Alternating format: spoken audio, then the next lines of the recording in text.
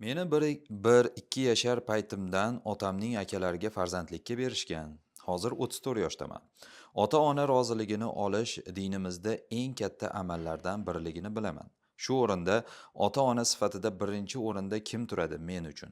Ikkalasi ham ko'zining oq u qorasi kabi avaylab katta qilishgan. Eng avvalo qaysi birining roziligini olishga harakat qilishim lozim? To'g'ri, u ikkita toifa ota-onalari ham qadrli u kishi uchun, hurmatli. Ularni ikkalasini ham hurmatini joyiga qo'yish kerak. Lekin asli o'zlarini ota-onalari ularni haqqi peshqadam turadi, avval turadi.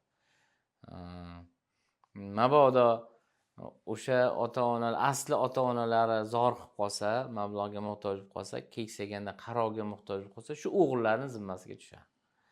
Chunki asl farzandda u, bilib turibdi o'zlari ham.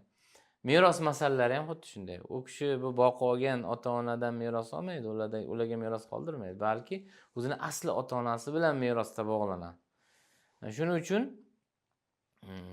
asli ota-onasidan u kishi mas'ul. Ularning haqlari peshqadam turadi. Boqib olgan ota-onalarga ham albatta hurmati bor, ular shuncha mehnat mashaqqati bor. Ularni ham hurmatini joyiga qo'ysinlar, lekin asli ota-onalari haqqi ulug'roq bo'ladi.